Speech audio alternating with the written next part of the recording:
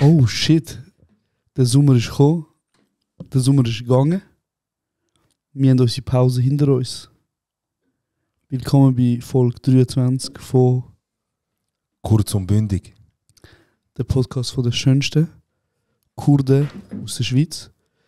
Serhat, in dieser Pause ist etwas passiert. Wir haben uns wie man es genannt, eine Kreativpause genommen. Genau. Sind auf neue Sachen gekommen. Brutal. Brutal neue Sachen gekommen. Was ist denn noch neu, Bro? Das, was am allerneuesten ist, sind die nächsten 60 Sekunden. Weil der Obi-Wan hat für euch ein neues Intro gemacht. Bitte schön, das ist das neue Intro. Ey, Sero und Josh Negron, ich schwöre, ich weiss nicht, in welchem Film ihr zwei gerade lebt, aber vergesst bitte nicht, wo ihr herkommt. Vor allem du, Jolas, kennen eigentlich so Asen und Brunnen. Yo, was geht ab? Ich bin's AZ von der Carmen Gang. Da ist der AZ. Was geht ab? 10 ist da. Check alle kurz und bündig, der beste Podcast überhaupt. Obi hat eine Melodie.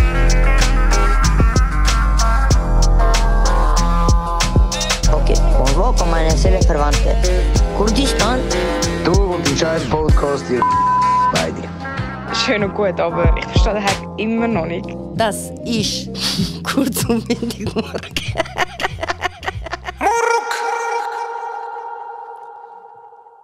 Ja Mann, das ist kurz und bündig. Wieso ein neues Intro? Das haben wir uns gefragt.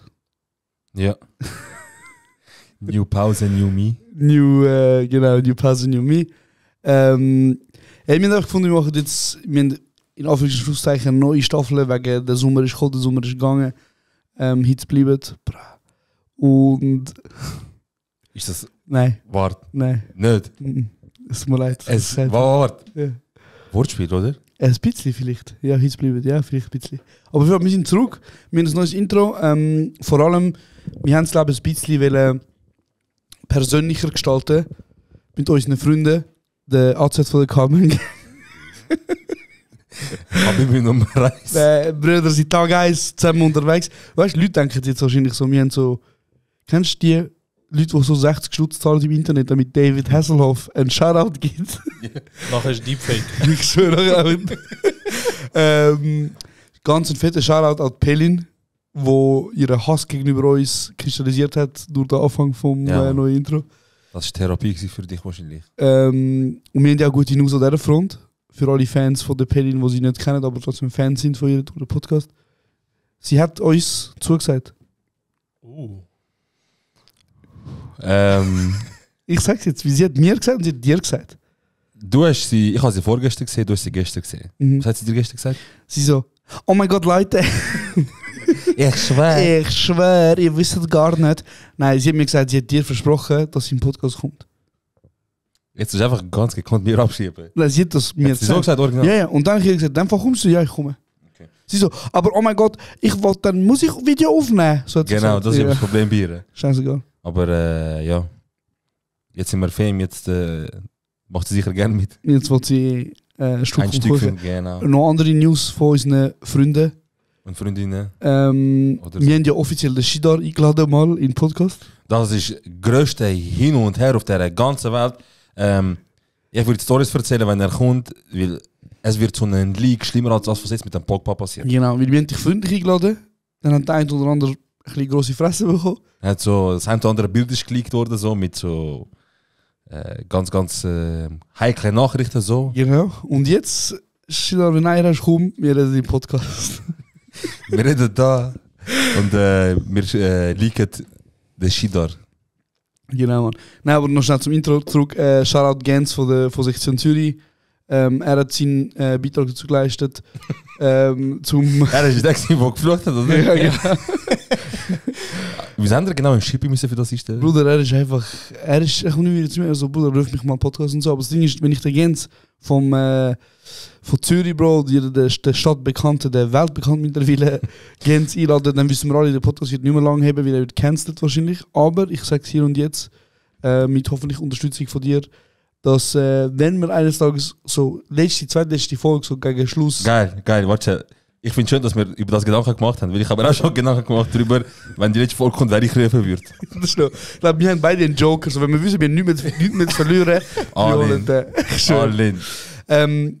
Genau, eben neue Staffeln, in Anführungs- und Schlusszeichen neues Intro. Und ich habe gedacht, um ein bisschen Struktur reinzubringen, würde ich aber jetzt gerne so ein bisschen unsere Podcast starten mit einem Zitat. Pa. Jedes Mal. Ich bin jetzt gespannt, von wem die Zitate sind. Bruder, und die Zitate sind vom Alhamdulillah unsterblichen Brüder von uns, Ali aus Bern. Geil, das sind gute Zitate. Der Ali aus Bern ist, glaube ich, mit Abstand der realste Motherfucker, was es gibt. Der Typ, ich kann es nicht anders sagen, ich liebe ihn, Bro. Er ist so ein lustiger Mensch.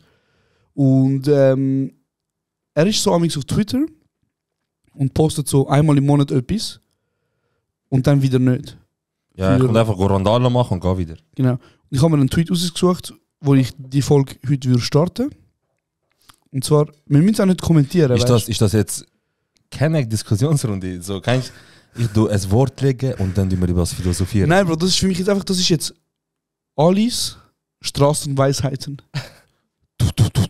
Dankeschön. Genau, danke vielmals für den guten Job. Und zwar, ich drop das einfach, Bro, wir müssen auch nicht drüber reden. Das sind einfach so seine Gedanken, weißt du, was ich meine? Genau, ich einfach einflüssen lassen, liebe Leute. Ganz genau, ich wollte einfach starten. Das ist so wie ein Adventskalender. Das sind wie die 10 Gebote eigentlich. Das sind die 10 Podcast-Gebote, Bro. Yeah. Er schreibt, und wie gesagt, ich lasse es unkommentiert, Frauen im Büro sagen, ich blas dir. Frauen im Büro sagen, ich blas dir eine, wenn du Kundentermin übernimmst. Aber HR will nichts davon wissen. Ja. Alis Weisheiten. Alle Straßenweisheiten. Genau, wir machen den Jingle für das. Genau. Alle Straßenweisheiten. Also wir müssen jetzt einen Jingle für das machen. Ja, das ist fix, geil. ja. Alle Leute, die ein Stück vom Kuchen wollen und ehrenamtlich wollen einen Bieter stellen, ohne irgendeine Anerkennung bekommen für das, bitte meldet euch. Wir sagen genau dich. Ja, Mann. Ja, was haben wir gemacht in der Ferien, Bro? In unseren Podcast-Ferien? Wir haben uns ein paar Sachen vorgenommen. Mhm. Aber auf das, was vorgenommen wurde, ist, lieber nicht darauf eingehen. Weil das wird unter 6 Augen bleiben. Plus, minus. Ja. Oder 8 oder so, keine Ahnung. Wie der Josh letztes Mal gesagt hat, wir lassen Taten sprechen. Genau. Genau, wenn irgendwelche Taten kommen, dann sind sie. Wenn sie kommen, dann kommen sie auch mal. Aber wir sind schon immer auf dem Dingstrip, auf dem Wolf of Wall Street. Mhm. Wir wollen Zahlen sprechen, unter anderem die 2 Gläser, die wir im Monat verdienen, dank euren YouTube-Klicks. Ja, Danke Mann. vielmals. Ja, Mann. Macht weiter, wieder dann jemand auch irgendwann mal ein Glas essen. Danke euch. Das müssen wir einen GoFundMe machen für den, Mann. Ich schwöre. Langsam wird's. Nein, Mann. Ich habe gesagt, tun wir eigentlich, also auch unsere Jungs, aber auch andere, haben ja auch schon ein bisschen uns geschrieben, ey, erzählt unbedingt bei der neuen Folge über eure Ferien. Ja. Let's go. Genau. Was starten wir so easy? Wo sind wir gewesen? In Griechenland sind wir gewesen, in Aros in Paros. In Paros, das ist eine Insel in der griechischen Ägäis. Irgendetwas. Okay. Das ist so ein Insel-Viereck, wenn du so willst. Ich glaube, Naxos, Naxos, Santorini und Mykonos und Paros sind so in der Nähe. Irgendwie so. So rein geografisch betrachtet. Und das ist unser 3. Jahr in Folge, der 3. Sommer in Folge, wo wir dort sind. Das ist mal einfach so eine Info dahingestellt. So, das ist eines der Zeichen, wo man merkt, wir werden alt. Ja, Mann. Was unsere Eltern damals im Sommer mit uns gemacht haben, gesagt, so nicht. Wir machen es auf unsere eigene Art und Weise, wir gehen selber. Ich gebe mehr Geld aus dafür. Zum auf der Insel sein. Kenner würden Paros als die europäischen Malediven bezeichnen. Leute, die aufs Portemonnaie schauen, würden sagen, es ist Low Budget Mykonos. Ja, genau. Es ist wirklich Low Budget Mykonos. Nein, wir lieben es, wir sind das 3. Jahr in Folge gewesen. Ich habe gefunden, der ganze Stress, der jetzt auf mich zukommt mit dem Studium und so, es tut noch gut noch einmal abstellen. Das hat also gefunden, scheint genug, mir ist eh scheißegal. Und so sind wir, du, der Shidar, Sandro und Chance. Bubenferien. Genau. Ja, Mann. Einfach mal schnell Fazit von dir. So. Ich Mhm. meine, wir alle kennen es. Du bist mit deinen Jungs oder mit deinen Girls zurück von der Ferien. Danke. Wo ist der Make-up-Assistent? Ja. Wir alle kennen es, du bist mit deinen Jungs, mit deinen Girls zurück von der Ferien und einfach das Ciao sagen ist kurz und knapp, weil du hast genug. Du hast Hi. Oh mein Gott, ja. Du hast gesehen. Stimmt, unser Ciao ist so gesehen, hey, ciao. Du hast es gesehen. Ja. Du bist einfach nochmal eine Woche Ferien, um von diesen Ferien dich erholen. Ja, Mann. Psychisch und mental. So, nur das. Mhm. Genau. Abgesehen von dem, Wie habe ich die Ferien gefunden? wie würdest du sagen, ist es? Also Bro, look, ich muss sagen, Airbnb, Ferien, sind einfach etwas, wo für unter 25 gut ist, Bro. Und wenn du mal Familie hast und deine 2 Dreckskinder und deine Frau und du gehen in die Ferien, dann easy. Ja. Aber 5 Typen in einem Airbnb, Bro. Bruder, Ja. 4+1. Ich kann aber so sagen. Ja, fair. Okay. Auf jeden Fall. Allgemein, Bro, sag ehrlich, also ja, es ist um einiges günstiger gewesen, natürlich. Ja. Aber ich meine, Ey Bro, es ist, ich sag's immer wieder gerne, die Wohnung ist so aufgebaut, wie wenn ich oder du unsere eigene Wege würden oder auch unsere eigene Wohnung würden Ja, Mann. zusammen dingsen. ja, Mann. Das, was du brauchst, hast Ja, Mann. und das, was du hast, ist günstig. Voll. Und der eine oder andere Latterost kann vielleicht kaputt gehen. Beim Umdrehen, Ja, voll normal. Dusche ich auch mal wenig Druck haben, voll normal. voll. Finde ich auch. Aber ich habe es gut gefunden, ich habe ein bisschen schlecht geschlafen halt so. Ja, leider. Und ich bin ja leider krank gewesen, aber am ersten Tag, so, ich habe Angina gehabt. Bro, ich bin so zum Arzt gegangen, letzte. Ja. Und ich so, hey, ich habe keine Mandeln mehr. Er so, ja, in dem Fall ist keine Angina. Oder? Ich so, ja, easy. Dann kann ich nach 8 Wochen, ich bin immer noch Halsweh, Bruder, nach 8 Wochen. Ich gehe wieder zum Arzt. Er so, ich lass mich mal schauen, weißt du? Er so, du hast schon deine Mandeln. Nachher, Bro. Einer hat einfach Versicherung gezogen, hä? Nein, Bro, sondern wahrscheinlich bin ich als Kind beim Arzt gewesen, der Arzt hat mir in den Hals geschaut und hat meine Eltern irgendwie gesagt, ja, wahrscheinlich, wenn es so weitergeht, mit meinem Mandel rausnehmen. Und meine Mutter so, du hast keine Mandeln mehr.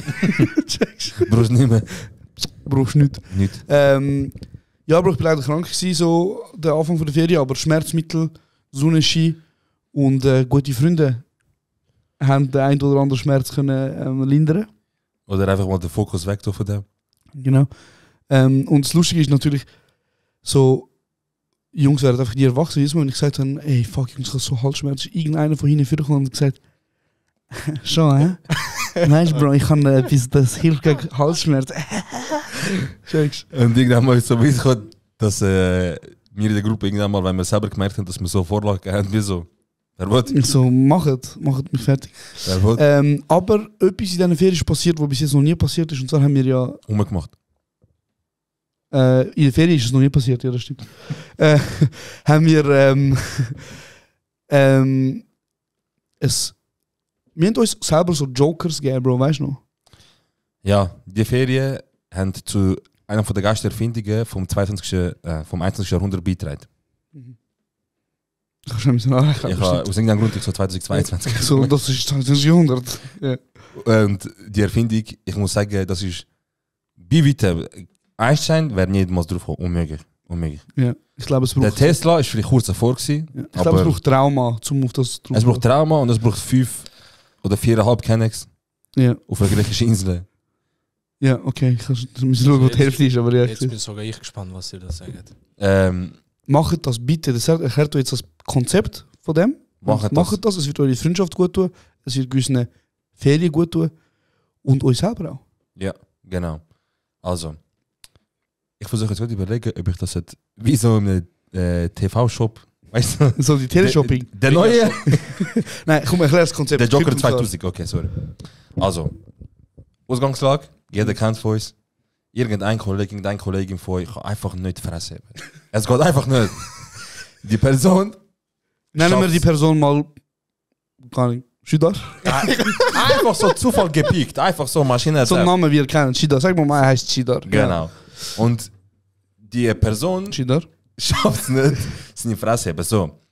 Jetzt ist es nicht nur dir auffallen, sondern der ganzen Gruppe. Um die ganze Gruppendynamik aber nicht kaputt machen und dass eure freundschaftliche Beziehung auch gesund weitergeht, müsst ihr da intervenieren. Darf man euch vorstellen, Fressheben Joker. Fressheben Joker, bum bum bum. Genau. Also Fressheben Joker funktioniert ganz einfach, ganz simpel. Ist sind das 5., das 4., spielt keine Rolle. Einfach die Anzahl Personen, die im Freundeskreis sind, pro Person hat einen Joker. Wenn wir jetzt zu dritt sind, ich habe 2 Joker. Das heisst, ich darf 2 Leute den Joker geben. Und was ist denn das für ein Joker? Genau, ganz gute Frage. Das passt ganz gut auf. So, der Joker tut eigentlich nur eine Regel beinhalten, ganz simpel, ganz einfach. Der den Joker bekommt, muss in 5 Minuten seine Fresse heben. Ab dem Moment. 5 Minuten Fresse heben. Genau. Ihr könnt das festhalten mit Timer vom Handy, jemand schaut auf die Uhr, keine Ahnung. Aber ab dem Moment, was passiert, 5 Minuten Fresse heben. Ja, aber sehr, ich meine, 5 Minuten ruhig sein. Was bringt denn das? Ja, gute Frage. Ja, ich meine, es gibt sicher den einen oder anderen, der 5 Minuten nicht langt, oder? Und dann kann man als Kollektiv Genau. seine Joker zusammentun Genau. und jemandem sagen, ey, wir sind das Dritte jetzt, entscheidet uns dafür, dass du seine Fresse heben für die 5 Minuten. Das ergibt ja dann 15 Minuten. Ich könnte ja auch gerade so gut einfach nur 5 geben. Oder gibt es einen speziellen Joker, wenn wir alle 3 zusammentun? Genau, jetzt, wie wir in einer Demokratie leben, hat auch das Spiel seine Vor- und Nachteile. Der Nachteil ist, du musst in die Fresse haben. Der Vorteil ist, du kannst sogar die Zeit eigentlich noch verlängern. Wenn du jetzt in einer grösseren Gruppe bist, sagen wir statt 3 jetzt 6 Leute. Genau. Und du tust 3 Leute davon überzeugen und sagen, hey, ich will unbedingt am 5 Minuten geben. Aber er kann einfach nicht seine Fresse, weil die 5 Minuten sind zu wenig. Jetzt sind wir der gleichen Meinung, gibt es da 2 weitere Leute. Machen wir. Wenn 2 Leute zusagen, geben wir zu dritt die 5 Minuten. Und dann sind es nicht 15 Minuten, sondern eine halbe Stunde. 3 3 Leute sind stärker als ein Strohhalm. Genau. Und 3, also ich sage etwas, eben, es ist ja nicht viel, so zeitlich die Kursfresse heben, aber es ist demütigend. Weil du weißt, ich habe Eier gestresst und ich muss jetzt meine Fresse heben. Bruder, jetzt, wie wir halt sind, ist nicht, ey, 5 Minuten Fresse heben und die Person macht so das Handy 5 Minuten und die anderen führen einfach unter sich das Gespräch weiter. Nein. Ab Sekunde 0,0001 bis Minute 5. Die ganze Zeit, die ganze Ressource, die du hast, wird aufgebraucht, um die Person, die muss Fresse haben, Stress am Max. Dass er wird unbedingt reden. Ja, Mann. Nein, das ist die beste Erfindung in diesem Felix. Ohne Scheiß. Führt den Joker ein, weil das ist gut, zum ab und zu einfach über die 5 Minuten gehen. Und das ist einfach eher eine Schuld, man. Er muss es einfach durchziehen und seine Fresse haben 5 Minuten. Das macht man ein Kollektiv. Genau. Aber in diesen Ferien haben wir wirklich nicht viel gemacht. Außer jeden Tag an einen anderen Strand gegangen, also Sonne genossen, etwas gegessen und wir haben etwas gemacht, wo wir viel nicht gemacht haben in den Ferien. Wir sind so auf dem Balkon gewesen und haben praktisch jeden Abend, also so wie wir halt sind, wir haben Uno gespielt oder Brandy Dog, aber wir haben auch jeden Abend ohne Scheiß so gute 2-3 Stunden Diskussionen geführt. Ja, die kommen auch langsam ins Alter rein. Also original Diskussionen. Aber es sind nicht so Diskussionen, weißt du, so, ich weiß nicht, man, wenn man jetzt auf 8,1% geht und so. Nein, es sind so Diskussionen gewesen, so, könntest du eine offene Beziehung führen? Oder es sind Diskussionen gewesen, wie, sollte man an einem Menschen mit pädophilen Tendenzen, sollte man denen Therapie geben, also Therapiemöglichkeit geben, dass sie das vielleicht in einem, Anführungszeichen, sicheren Umfeld könnt ausleben, also zum Beispiel nur durch Rollenspiel oder online oder whatever. Oder sollte man die Menschen direkt kastrieren? Weißt du, was ich meine? Ja. Wir sind 5 Leute gewesen und wir haben wirklich diskutiert, stundenlang. Und es ist sehr, im Vergleich zu anderen Diskussionen, die wir bis jetzt geführt haben, wo meistens mit «Man, du hast keine, ich hab den Fress», sind sie sehr sachlich geblieben. Ja, wir haben auch unter anderem zum Beispiel das Thema, was haben wir gehabt? Was würdest du für einen Beruf ausüben, wenn du, egal wie du machst, du kommst 10.000 im Monat über oder so. Ah, ja. Genau. Hey, was ist die spannendste Diskussion für euch? Uff, für das muss ich da hinkommen. Ja, das geht noch ein bisschen, aber das ist spannend gewesen, ja. Ey Bro, eins haben wir lang darüber diskutiert und da ist so darum gegangen, eben, was würdest du machen, wenn du 10.000 verdienen? Oder welchen Job würdest du machen für 20 oder so? Ich find die Diskussion wegen wer ist schuld daran, dass die Umweltverschmutzung passiert, ob sie an den Konzern liegt. Die ist sehr intensiv. Die ist stundenlang gegangen. Die ist sogar viertelübergreifend gewesen. Wir sind essen zur Nacht. Übertrieben. In einem Viertel und sind bis heim und haben daheim noch weiter diskutiert. Ja. Also das Ding von der Diskussion ist so gewesen, ich bin der Meinung gewesen, dass zum Beispiel 100 Firmen sorgen für 75% von den Erdgaskommissionen und von der Umweltverschmutzung. Oder? Und ich bin der Meinung, dass so Firmen, die ihren CEOs 12 Millionen im Jahr zahlen, sollten halt nur 3 Millionen zahlen im Jahr und die anderen paar Millionen einsetzen, um halt nachhaltiger zum Beispiel Fisch fangen oder halt weniger Plastik verbreiten im Wasser. Dann machen sie halt weniger Profit, aber sie sind jahrelang auf dem Rücken von uns Profit gemacht. So, weißt? Und ich sage, es ist verantwortlich von den grossen Konzernen. Und der Counterpart der Diskussion war, wir als Menschen sind verantwortlich, wir müssen einfach aufhören Fisch kaufen. Aber ja, das war halt eine riesige Diskussion. Voll, ja, aber das ist ja kein SRF Wissen-Doc TED-Talk Podcast. Einfach geredet zum geredet haben. Genau. Das ist geil. Genau. Ja, Mann. Das sind so unsere Fehler gewesen.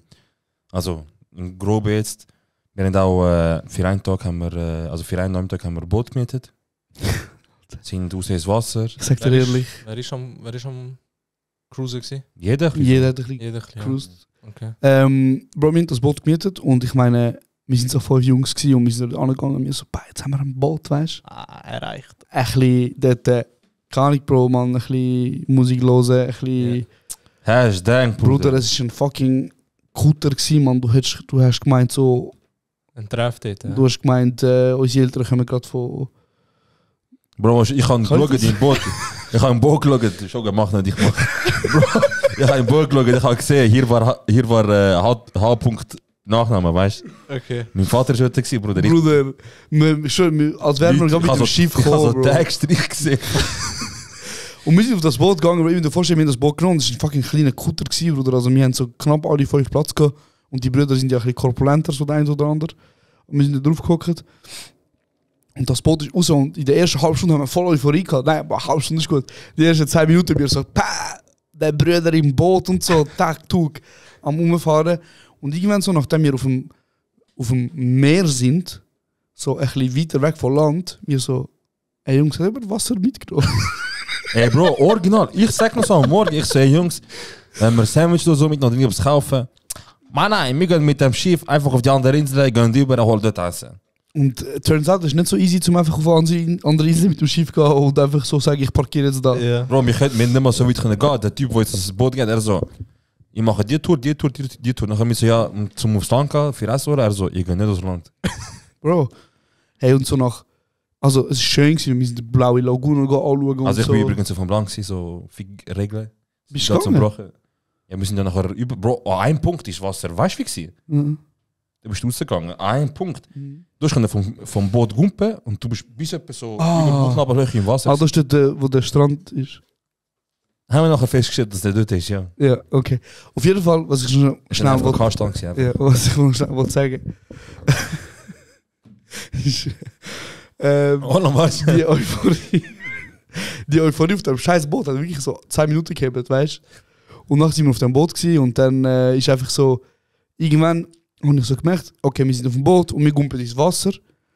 Und es ist schon lustig, wir sind ein bisschen schwimmen und nachher ist ein Hurensohn nach dem anderen ist mit seinem Katamaran gekommen und jedes Boot ist krasser als unseres. Und irgendwann eben gumpen wir ins Wasser, wir schwimmen ein bisschen und nachher merkst du so, fuck, du musst wieder aufs Boot draufkommen. Yeah. Bruder, der ein oder andere von unseren Kollegen, der ein bisschen sportlicher ist, hat das ohne Probleme. Ja, wir auch kommen, Bro. Ohne Anlauf. Ich schwöre, ich habe noch einen Salto gemacht. Bei mir, der Serrat auf dem Boot, mich am ziehen, während ich auf das Boot... Aber Bro, das ist ein unmenschlicher Zustand. Das ist einfach eine Treppe, die so breit ist, original so breit. Also, das ist eine kleine Leiter, Bro. Du musst so... Du kannst einen Fuß drauf tun und der Rest ist so... Irgendwo musst du dich heben und durchziehen. Und das ganze Gewicht gegen den Ozean am machen musst machen. Weißt du, was ich meine? Ja. Das hat mich auf, ich kann sagen, lass mich zurück und so, scheißegal, ich bleibe jetzt da. Irgendwann sind wir dann aufs Boot und sind dann weitergefahren. Und ich bin so müde geworden und die Sonne hat auf mich geschienen. Wir haben kein Essen gehabt, wir haben kein Du bist so eine Trinken richtige dreckige Diva geworden. Bro, ich bin auch schlimm hangry. Weißt du, wenn ich hangry bin, ist es nicht gut, Bro. Hey, und nachher bin ich so auf dem Boot. Bro, hässig und hungrig. Hangry. Okay. Okay? Hungry, angry. Ja. Hässig und hungrig. Hangry und angry. Also hässig auf Englisch. Hangry. Hangrig. Hangrig. Das wäre die schweizerdeutsche Antwort. Genau, ich bin hangrig. Das heißt, wenn ich halt nicht esse, werde ich hässig, Bro. Und Und ich bin so auf dem Boot mit meinem Tüchli, Sonne auf mich am Schienen, das Am scheiß Liegen, Boot. checkst du? Am Liegen, Bro, sogar. Das scheiß Boot durch die Wellen da mit 700 km/h am Fahren, Bruder. Bro, jetzt, ich habe keine Prüfung, es ist so max 20, 30 gefahren. So. Er ist schon 50 gefahren, Bruder. Sagt Nein, niemand. Das Ding ist am Fahren. Auf einmal die ganze Zeit schlägt mir Wasser ins Gesicht. Schlapp. Und dann noch das Salzwasser. Dann noch das Salzwasser und so. Ich schaue das her, das hat fröhlich dort fucking. Er so, look at me, I am the captain now, sagt er mir, Bro. El Capitano. Hey, und ich so, Jungs, bitte lass mich raus, Bro. Nachher sind wir rausgefahren. Ich bin dann raus. Warum du hast von vorher Vetter hat auch gemacht? Ich bin dort so, auch mit Badtuch, so am Chillen neben dem Lenkrad. Er so, Sarah, hör auf extra machen. Ich extra was? Ja, mich nass mache ich so. Warum? Wo sind wir? Was mache ich? Ich bewege uns fort. Schießt er mich Bruder, auf wegen Wasser. Bruder, das andere hat eben... Bro, Aber das hast du nachher auf die Idee gebracht. Der steht da, ich komme so vor mir. Und nachher er sagt irgendwie zum Sandra, also wie so, gib mir das. Und er macht so, ich so. Oh, shit, schon fertig, Mann. Hey, auf jeden Fall haben sie mich nachher rausgelassen. Ja. Hey, und dann komme ich in so einer Taverne an. Also warte, ihr seid noch weitergegangen? Sie sind weitergefahren. Ja. Okay. Das ist eine Story für den Dings.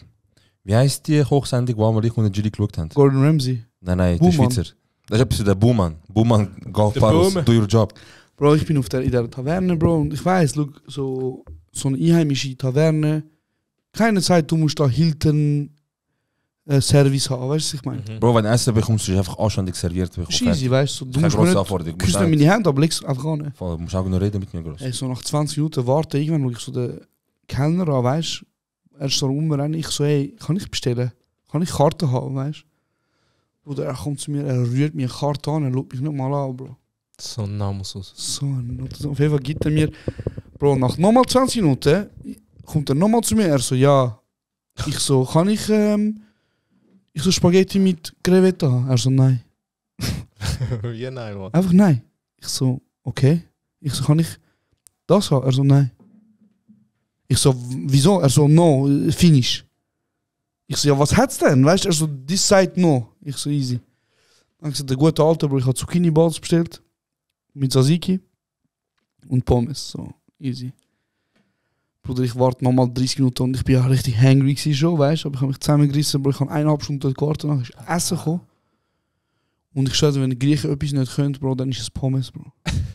Und Service. Und Service. Und Geld verdienen. Na, geht musst du Ich habe, glaube ich, eine andere getroffen. Die Anti-Griechen-Adere von dir, Mann. Was wäre als nächstes gekommen? Und überhaupt ihre Sprache. Kennst du die Wirtschaftswitz? Bro, 80% von denen sind wegen Griechen. So eben, weißt du, wo Griechenland ein bisschen finanziell schwierig ist. Das sind so die 50 Mitarbeiter-Memes, die sich untereinander schicken. Ja, die so, hey, ladet den Griechen zum Grillen ein. Ohne Kohle! So die. Ja, auf jeden Fall hat er mir irgendwann das Essen gebracht, Bro. Ich habe es gegessen, es war wirklich nicht gut gewesen, easy. Dann wollte ich zahlen. Und das hat mir so 35.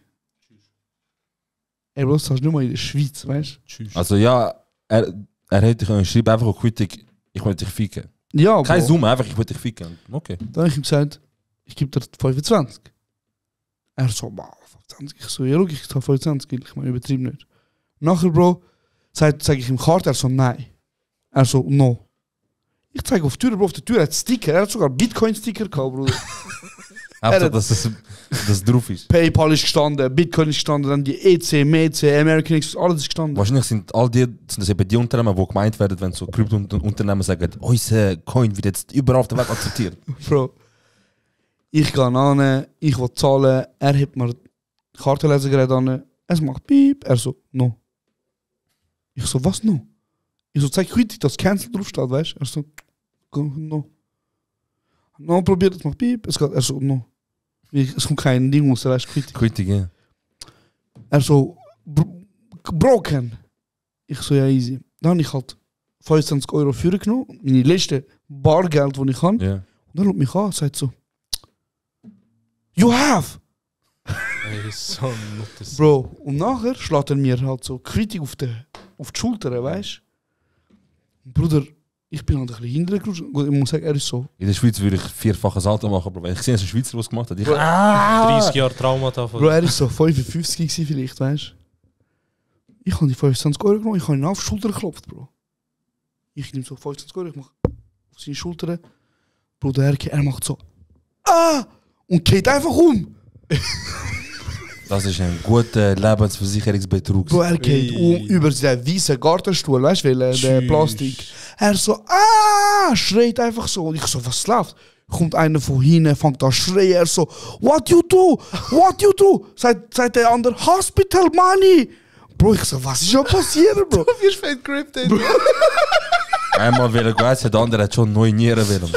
Bro, ich habe ihm die 25 angehört, dann kommt so ein anderer, fängt an umzuschreien, er so, fängt an auf ihm, Malaka, wow, fängt an mit dem alten Mann schreien, der alte Mann, wo auf einmal, wo eigentlich seine Rippen gebrochen hat, dort unten, macht zweimal so, Und Salto beim Aufstehen. Und nachher auf einmal schaut er ihn an, fängt ihn an zu schreien, als wäre nichts. Er so, was, blablabla. Ich habe nichts verstanden, Bro, weißt du? Bro, ich schaue an, dann sagt mir einer von den Einheimischen, er so, leave.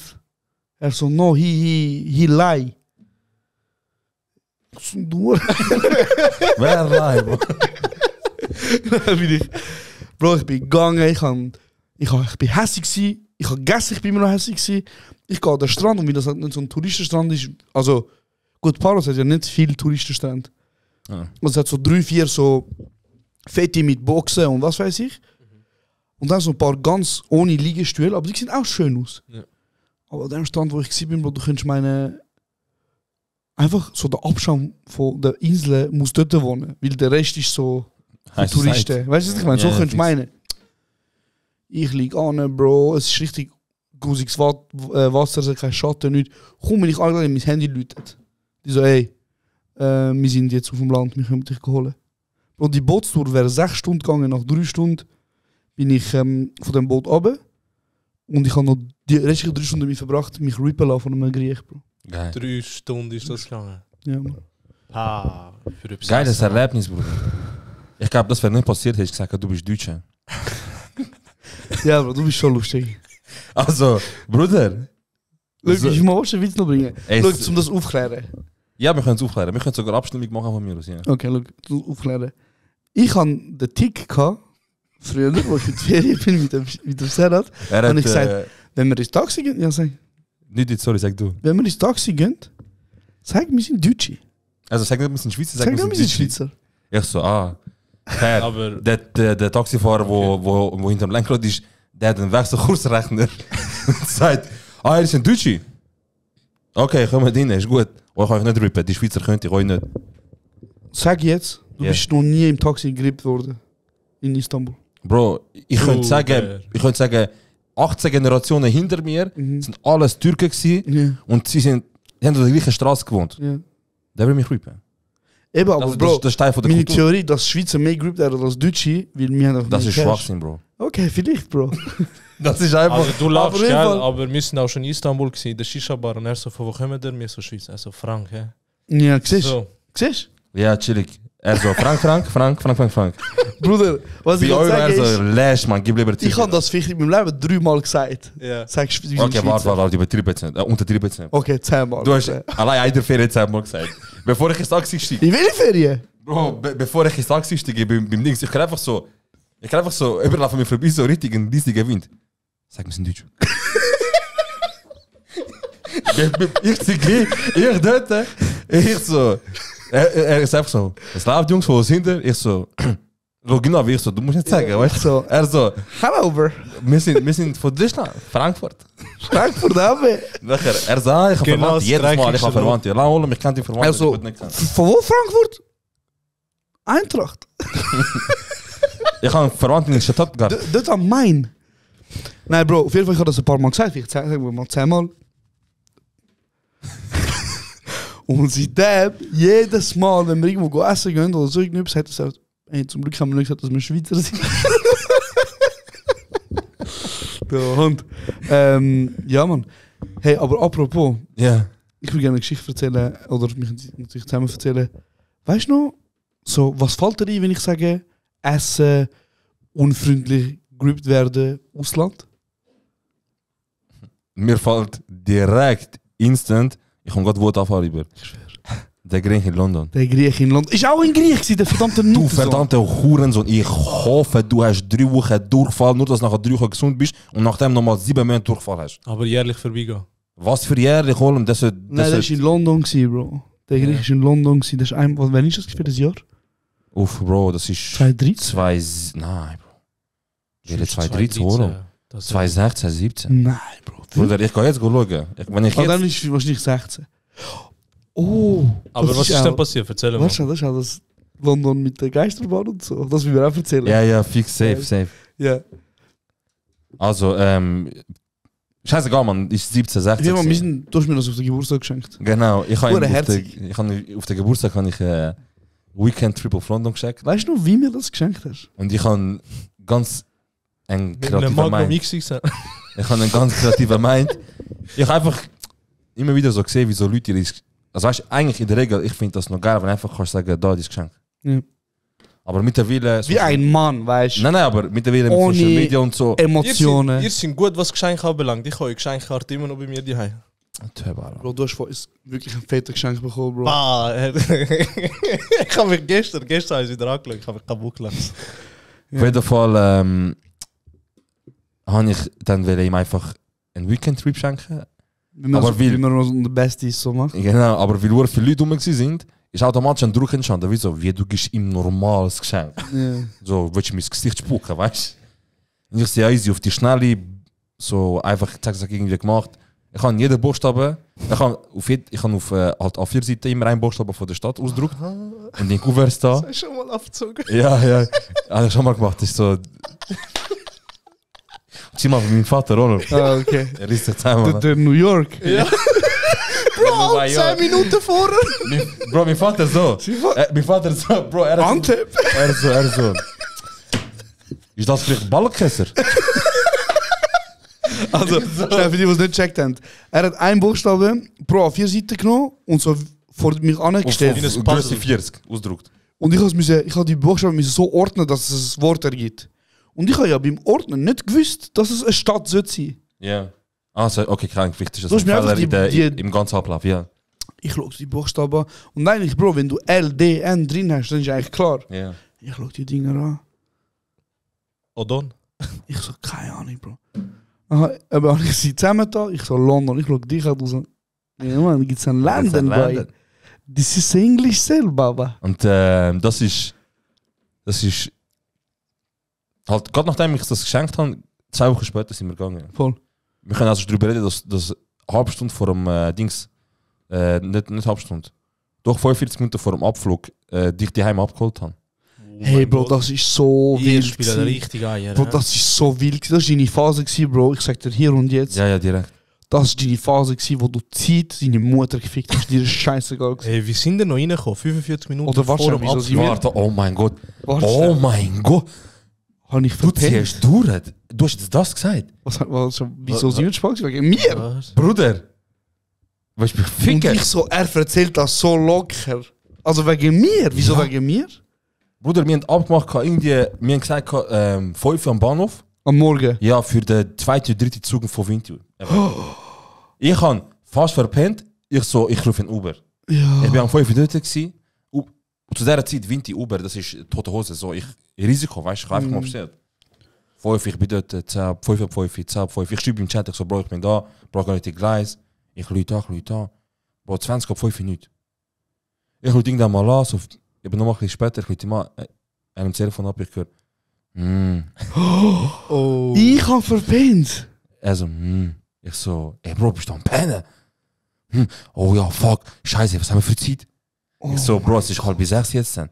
Fuck, nein, sorry, Und Bro. der Flug ist wann? 5:45? Nein, eben so 4 ab 6, 20 ab 6 oder so. Hey, wie haben das? Bruder, nachher, ich so, ey, keine Ahnung, was auch immer, leg dich einfach an, ich bin 10 Minuten bei dir. Ich habe einfach etwas gesagt, was ich gesagt habe. Aber ich habe nicht gewusst, dass ich 10 Minuten dort bin. Ja. Ich sehe mich Uber fahren und sie Morgenkaffee trinken. Ich so, bitte wart, musst du gerade weg? Also nein, ich so, ich habe einen Notfall. Ich muss ein bisschen drücken. Hat der Deus geholt, der Deus kommt voll verpennt in seine, weißt du, die asiatische Marke da, von Trainer. Superdry. Superdry, genau. Der Trainer, schwarzes T-Shirt, voll verpennt. Der Oberfahrer nimmt, wir fahren los und wir sind so 5 vor 6 halt oder so. Einfach kurz vor 6 sind wir angekommen, also ein paar Minuten vor 6 Uhr. Und wir haben original noch vielleicht eben 20, 30 Minuten gehabt, so wirklich Ich glaube so. nur Handgepäck gehabt. Ja, und deswegen, wir sind einfach Security direkt und wir sind wirklich kurz vor Abflug reingekommen. Das ist mal eine Story, wie das Also ihr habt angefangen Ticket und so gehabt, Ja, wir haben Online-Check-In schon gemacht und so, weißt du? Ah, ja, Auch ja, Handgepäck, ja, aber ja, EasyJet. Ja, aber Bruder, also ich meine, das ist wirklich knapp gewesen, Mann. Ja, Shit. Bro. Jetzt, wenn ich mich daran erinnere, ich glaube, es ist dort gewesen, kann das sein, dass es ein Wochenende war, wo ich vom Militär gekommen bin? Es könnte sein, ja. Weil Keine Ahnung. ich bin allgemein in diesen Ferien, ich bin kaputt gewesen, Bro. Wir sind ja am Freitag angekommen. Ja, wir sind Samstag sind wir angekommen. Samstag sind wir angekommen. Samstagmorgen sind wir angekommen. Und wir so, Hey, da bin ich ausgegangen, wird lit. let's get lit. Und so, dann haben wir eine Wodkaflasche gekauft. Oder? Ich glaub's, und ja. dann sind wir reingepennt. Dann sind wir ins Hotel, wir so, es gibt einfach einen Nap. Und nach dem Nap, wir sind kaputt vom Tag, gibt es einen Nap und nach dem Nap können wir ausgehen. Ja. Wir sind, glaube ich, am 8 Uhr oder so eingepennt. Mhm. Und ich und du sind jeweils immer so also einmal so um die 10 Uhr verwacht. Ich bin kurz nach der 10 Uhr, ich habe auf die Uhr geschaut, so, schon erst 10 Uhr. Jetzt mal eine halbe Stunde. So hat es halbe Stunde gegeben. So hat es halbe Stunde gegeben. Morgen 5 Uhr, 6 Uhr verwacht. Schlimm. Aber ja, zurück zu der Ursprungsgeschichte. Ja, Ah genau. ja, stimmt. Ja, Bro, das ist so, ich glaube, das Jahr gewesen, wo ich gelernt habe, dass man, dass TripAdvisor ein guter Begleiter ist. Das ist, Hey, in dem das Jahr ist habe ich, in dem Jahr habe ich, in dem Jahr habe ich gelernt, dass egal wenn, lieber einmal aufs Handy schauen und googlen, weil ich habe bis dann eigentlich immer googelt nach Restis, weißt du, ich immer so gute Bewertung und so. Und das eine Mal, aber weißt du, wieso haben wir nicht googelt, Bro? Wieso? Wir haben da ein Resti gefunden, das brutal gut bewertet. Das war zu. Und nein, wir sind gegangen und nachher müssen wir, ja, haben wir einen Tisch für 2? Also, oh, heute Abend komplett, also einfach Booked. booked. Ja, einfach ausgebucht, komplett. Ja. Und wir haben das Handy führen, ne, aber original 20 Meter vor uns gesehen, wir wieder eine griechische Stadt werden, so mit Ja. Schild. Ja. Und deswegen wir so, weißt du was? Der da sieht pervers aus und voll, der rechts ist sicher auch gut. Mhm. Und dann sind wir gegangen. Das ist ein Albtraum, Bro. Ey, also, Das ist ja easy ausgesehen eigentlich. ey, nein, also, jetzt, wenn ich so zurück überlege, Bro, wir haben schon Ohren früh müssen checken, dass es eigentlich uns ficken wird. Ja, Bro. Schon beim Reingehen, wo wir den Griech, den Behaarte mit Mit dem Tanktop, mit dem dem Wife-Beater-Shirt. mit dem Tanktop und wenn er einfach so am Fleisch ist, hinter der Trese. Bro, ich schwöre, ich Schwitzt. weiß nicht, ob das meine Fantasie ist, aber ich glaube, an einem Punkt habe ich ihn gesehen mit dem Pfannenwendel dort. Du hast mir das auch gesagt, nicht so, Bro, merkst du so, Bro, ich bin nicht sicher, ich glaube, sie können das gesehen. Ich glaube, er hat seinen Rücken gekratzt mit dem Scheiß. Ich schwöre bei Gott, Bro. Aber wir sind reingegangen und es hat so einen Fisch im Aquarium gehabt. Ja. Oder? Und dann hast du gesehen, so, und es hat so die Fische sind so im Eis gelegt gewesen. So quasi frisch, kannst du So sagen. quasi frisch und Ja. so. Aber Bro, das ist glaube ich nicht gut gewesen. Dann sind wir angeguckt, du und ich. Und der Typ Wie ist wir zuerst gekommen. für Vorspeise, oder? Bruder, und der Typ ist gekommen und der so, oh, hoi zusammen und so. Er hat uns Brot gebracht, hat uns Butter gebracht. Bro, Brot ist so ein Laib Brot gewesen. Wir beide haben ein bisschen Butter und Olivenöl bekommen. Er so, da schaut schon mal Karte, ich komme gerade so und so. Während wir das machen, ist es als Bärli am Streiten gewesen mit ihm. Genau. Der Bruder hat müssen gesicht waren beim Date und hat ihm gesagt, ich bin schon so oft bei dir gewesen, bis jetzt immer wieder, noch nie so schlimm gewesen. So, der Typ hat gelogen. Der ist nicht einmal im Leben dort gewesen. Er hat nur gesagt, kennst du das? Wieso? Komm, gehen wir zum Laden, ich kenne den. Ja. Er so, hey, Ahmed. Er so, Hey, hey, Christus. Bukim, Mann. Christus, wie geht's? Er, oh, hey, hock einfach an und so. Aber Bro, wir haben ihn angeschaut, wir so, schau, der arme sich, der alte Hund am Geizen Anficken und am und so. Agizen und so haben wir gesagt. weißt? Pingerig du und so. Und nachher ist es so, wir haben Brot gegessen mit Butter. Haben wir Essen bestellt. Vorspeise zuerst. Vorspeise, was haben wir gehabt? Ey, du hast irgendetwas mit Fleisch gehabt. Ja. Und ich habe griechischen Salat, glaube ich, gehabt. Simpel. Hey, Bro, es ist etwa 45 Minuten gegangen, bis Essen kam. Mhm. 45 Minuten. Halt. Vorspeise ist, glaube ich, okay gewesen. Also, wir haben gesagt, Vorspeise war das Beste gewesen. Ja. Du hast Ich aber glaube, ich nachher... habe kein Fleisch gehabt, Vorspeise. Ich weiss noch, mein Hauptgang war Herdöpfel und Fleisch. Okay, dann ist dein Vorspeise einfach so etwas... Ja. Wie wir haben auch gesagt, unser Vorspeise ist das Beste gewesen. Ja. Und nachher, ab dann hast du einfach den Horizont Hey, verschlagen. und nachher haben wir angefangen am Typ zu sagen, hey, weißt du, wo bleibt uns das Essen? Er so, Mann, chillet. So hat er mit uns geredet. Tschüss. Dann ist das Essen gekommen, Bro. Und Bro, ich schwöre dir, ich habe noch nie in meinem Leben Essen gegessen und gesagt, im Restaurant und gesagt, Bro, vor allem damals, was bin ich, 20? Nein. Ja, so 2016, das war 6 Jahre gewesen. Kommt an, ja. Oha, lang. So So lang, so Ja. Bruder. Shit, Alter, wie auch der Ich habe oft etwas gegessen zum Beispiel und gemerkt, es ist nicht so geil, aber ich hätte es gefunden, komm, scheiß drauf. Weißt du, Schatz fürs Ja. Geld so. Ich hätte trotzdem gegessen, weißt du, so das. Aber Bruder, ich schwöre, ich habe das Fleisch geschnitten. Ich schwöre, bei Gott, das Fleisch war grau gewesen. Was für Fleisch? Rind immerhin. Er so, ey Bro, ich glaube, das kann man nicht essen. Und man hat es nicht gelesen, ich habe es gemerkt. Er so, ey, ich kann das nicht essen. Ich baue mir Kartoffelgratin. Und ich habe Moussaka, glaube ich, gehabt. So etwas. Der Ja. Gordon Abi hat echt müssen vorbeigehen. Bro, ich nehme so einen Löffel, ich so, ey Bro, das geht nicht. Bro. Und ich habe die Kartoffeln reindingelt und einfach so, wie so, kennst du die, wenn so Äpfel viel zu alt sind? Ja. So am Zerbröseln, so Ja. mehlig. Und dann kommt die Rechnung, Bruder. Und wir haben zusammengerechnet, was wär's? Weißt du noch, was etwa zusammengerechnet der Preis gewesen wäre? Für uns Wir beide. haben gesagt, Pound, auch ja. wenn du viel rechnest und auch wenn du eben Ja. noch sagst, wir haben gesagt 45 Pfund oder so, 40 Ja. Pfund, 45. Er ist gekommen mit irgendwie 110 oder so. Ich weiß nicht, auf jeden Fall ist er ich glaube, 75, 80 ist er gekommen. Nein, Damn. er ist gekommen er ist mit 85 gekommen. Genau, sorry, So ja. etwas, ja. Er ist mit 85 gekommen, Bruder, wegen 12 Stutz hat er uns Service verrechnet, Bruder. Für Butter und Öl und Brot. Pro Nase. Und dann hat er noch irgendwie das verrechnet, der verrechnet. Hat er noch Anfall von dem Nuttensohn, wo dort in der... Verdammte Huren, Nutensohn, Bro. Ich bin wirklich Der hat jeden ausgerastet. Tropfen will ausholen. Bro, von wir jedem haben- Pfund, hä? Sarah und ich sind Mir gesagt, ich angestanden. zahle das nicht. Bro, wir zahlen das nicht. Wir zahlen das nicht, niemals. Wir sind angestanden, nachher, ich und er, weißt du, zuerst haben wir so eine Rechnung gemacht, weißt du, vielleicht über dir bei mir. Ja. Vielleicht haben wir einfach, weißt du, du bist der Fähre, schaust einfach nur, Ja, bestellst. ja. Dann haben wir eine Karte, weißt du, auf Dings gesucht, Google, nur schnell die Bewertungen. Dort habe ich dann gecheckt. Dort hast du gesagt. Dort, ich so, ey, weißt du, wir müssen halt die Preise rechnen. Komm, ich schnell auf Google Maps, dort über sicher Karte hochgeladen. Ich gebe das richtig, Bruder. Nur ein Stern. Nur ein Stern. Pam, pam, pam, Nur pam, ein pam. Stern. Ich kann go lesen. Eigentlich habe ich hätte nie so dort hingehen, schlecht ist die Erfahrung. Mir ist schlecht worden nach dem ne. Ja, aber ist nicht so mit Warte, Olum, der Typ, ich habe nachher einen Zeitungsartikel gesehen. Bro, der Typ macht den Rest auf, fährt sich an die Wand und kommt irgendwie dubios noch Geld, um wieder das Rest aufzumachen.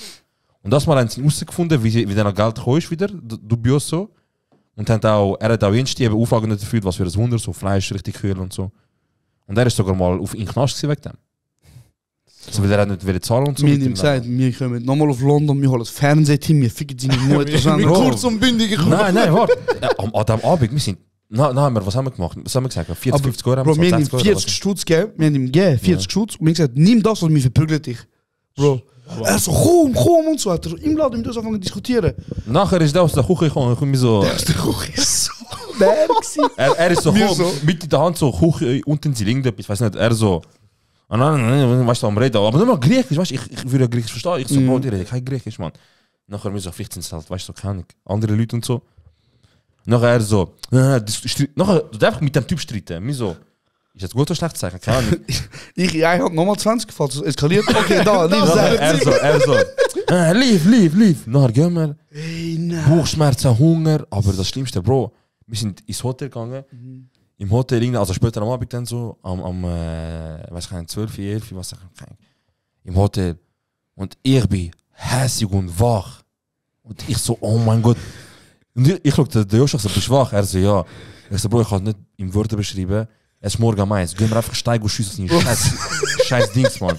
Gehen wir einfach, wie ist so eine Schiebewand gewesen, weißt du, Schiebefront, was sind wir richtig? Der Gül Ich so, Bro, es ist morgen am 1, was soll passieren? Gehen wir dem Huren und seine Scheißspiele kaputt machen. Aber der Sarah ist so hässlich gewesen, wie sie haben uns das Gesicht genommen, Bro.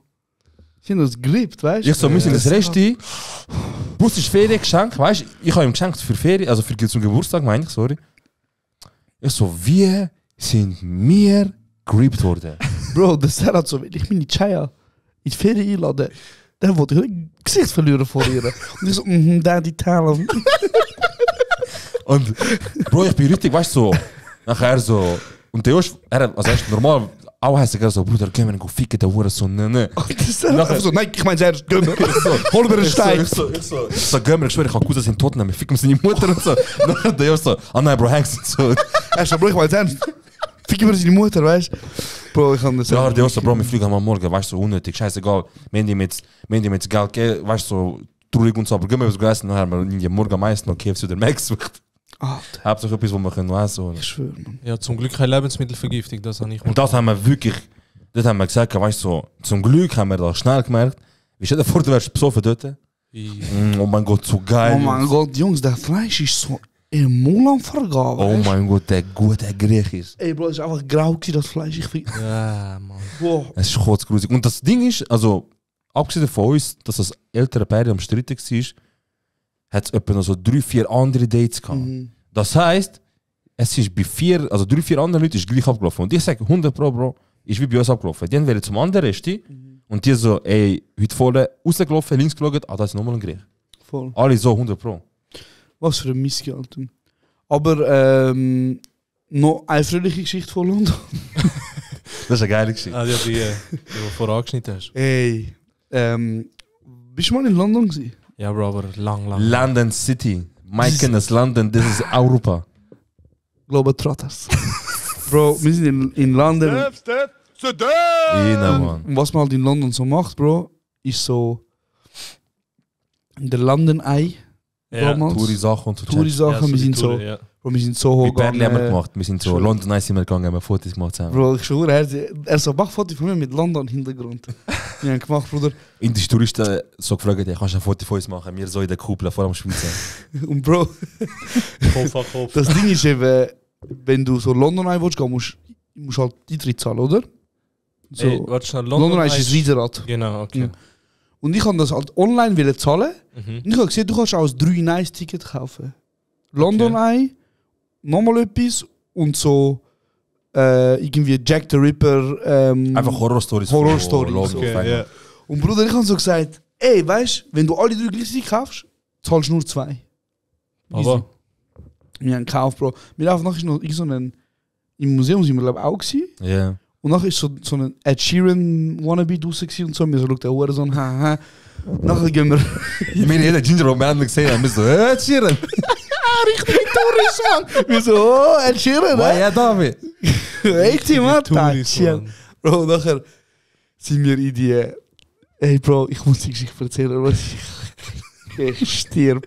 Bro, wir sind in die Horrorshow gegangen und er und ich dort am Laufen mit der grössten Ein Mörder-Story nach der anderen. Wie es am Albani Nein, du läufst so... Nein, es ist so interaktives Theater. Okay. So wie OL, du hast so Standpunkte und du musst immer andere Horrorgeschichten Und bei jedem Mal kommt einer sagt so, here lies Jack the Ripper und dann siehst du so mit Messer das und... gemacht mit den Leuten am Abend. Okay. So, So, du bist so, Live-Theater. genau, Live-Theater, Okay. eben so, du bist so dort und wir so, und neben uns so Kinder am Verschrecken. Und wir so, Ja, schau die. ich so, schau die und so. Und wir so, sind irgendwann mal ein bisschen hässlich geworden, weißt du, weil der erste ist gut, der zweite ist gut, der dritte ist gut, aber du hast das Gefühl, keine Ahnung, Mann. Alle 5 Monate kommt in London so ein Krankenhausfeld und macht Dinge. Hey Bro, beim 5. Mal haben sie sogar mir gesagt, sie so, hock da an.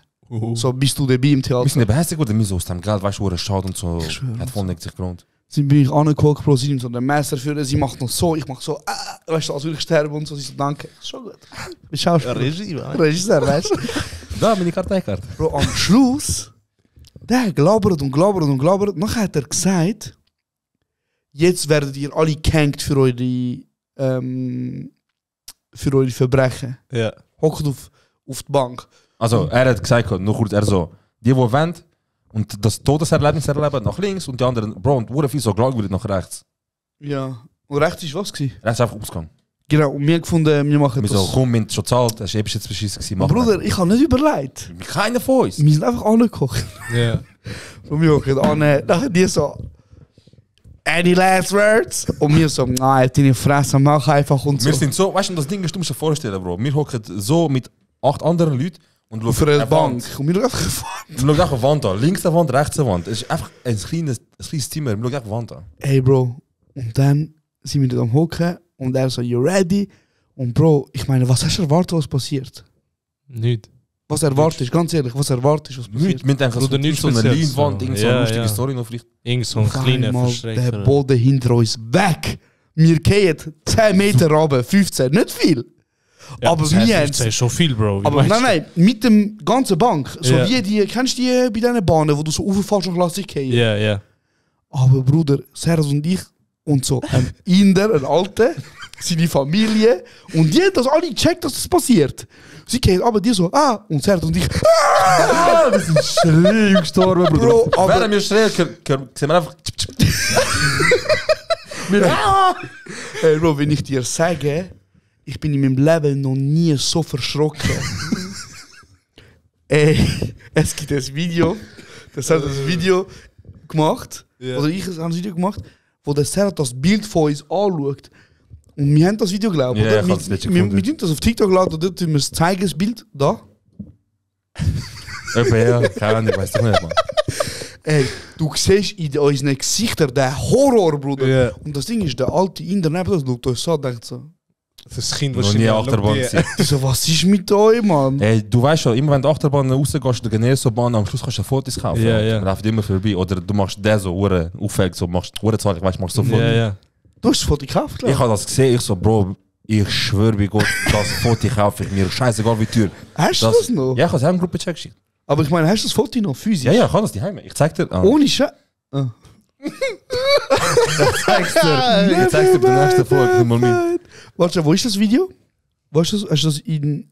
Ich habe es, glaube ich, mal in einem Podcast-Ordner auf Ey, Bro, Fotos. ich muss dir das schnell zeigen. Erzähl schnell weiter, Bro. Eben auf jeden Fall, wir sind rausgelaufen, ich sehe das Foto, ich mache mich kaputt. Der, der das schafft, ist so ein Student, der auf Stundenrund schafft.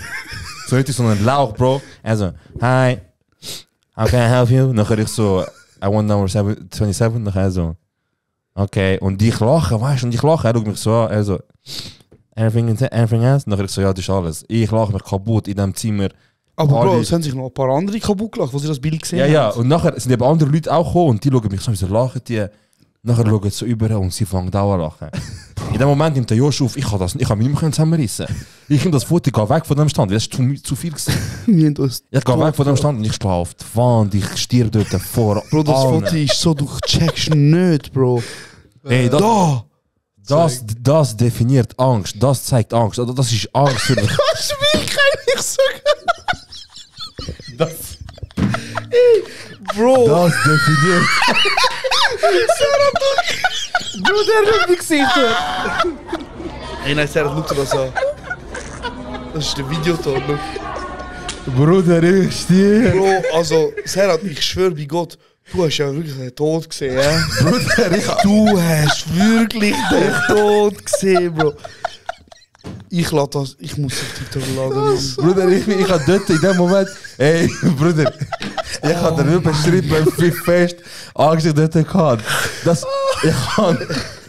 ich stehe mir, ich glaube, so ungefähr fühlt sich an, wenn du weißt, du stirbst jetzt. Ey, Bro, ich sag dir ganz ehrlich. Bro, Das ist next level Tod für mich. Ey, Bruder, ich verstehe nicht, wenn du. Ich habe Höhenangst. Ich habe Höhenangst. Ein paar Jahre vor dem habe ich Höhenangst besiegt, Bruder. Ich habe Höhenangst Ey. besiegt. Bro, schnell zum Zusammenfassen. Du siehst, ich habe einfach irgendwo gegeben, ich so. Ey, ich muss ganz ehrlich sagen, es gibt, glaube ich, wirklich nichts Schlimmeres als runterfallen, wenn du Und nicht wissen, dass erwartest. Aber Keo, das nicht erwartest. Ey, Bruder, auf dem, wo wir gehockt sind, das hat nicht wie eine Achterbahn-Sitz ausgesehen. Wenn du ja Albanien fest gehst, siehst du ja, wie das aussieht. Es ist einfach wie normale Sitz ausgesehen. Nie hättest du gedacht, dass das runtergeht. Hey, Bro, wir sind so, glaube ich, nicht normal, wir sind 2 Sekunden Kate und wir so, wir haben so voll geschrien, Bro. Dann Wir sind dann fertig, nachher bin ich so, schon krass gewesen, Bruder. Der ist so. Ey, Bruder, sagt ehrlich, schon gut gesucht, so. Schon ein bisschen verschrocken, weißt du, ich so. Ja, ich glaube schon ein bisschen. Also, ey, ich muss ehrlich sagen, mich hat's genommen, so, mich hat's schlimm genommen. Und das Schlimmste war, beim Gehen, du siehst die, wir haben gewusst, wie es war. Aufs Mal, der Boden vor den Füßen weg, alles denkt. Bro. Ich hab dann geht's mit mir. Das Ich ist hab das abgeschlossen. Krasseste gewesen, Millionen für Marvel-Film, Bro. Für 4D Ey, und das so. sind glaube ich, die besten, ich schwöre bei Gott, die besten 20 Stutz, die ich jemals investiert habe. Bro, ich sag dir ganz ehrlich, dass ich nicht in die Hose gepisst habe. Ey, ich glaube, Bro, ich sag dir ganz ehrlich, Bro, wäre der Scheisser so gewesen. Ey, Ich wäre nicht Bro. aufgestanden von der so, ey, so lustig gewesen.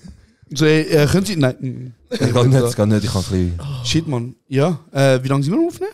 Oh, Bruder, wir sind gute Stunde. Gute Stunde. Ja. Genau, das ist... London Story, Mann. Das ist London Story gewesen. Genau. Ich habe nochmal eine Story aufgeschrieben, Bro, wo wir in Paros in den Sinn gekommen ist, wo wir uns ein Mafia-Gespräch hatten im Wasser, zum schauen, dass wir nicht verkabelt sind. Ah, das ist gut, Bro. Bro, wir sind einfach so... Sarah und ich sind im Wasser. 2 Tage niemand, sonst... Und keiner um uns herum, wir so... Ey, Bro, wir können über alles reden, keiner will uns hören. Aber ja. Und dort haben wir wieder mal darüber geredet, so...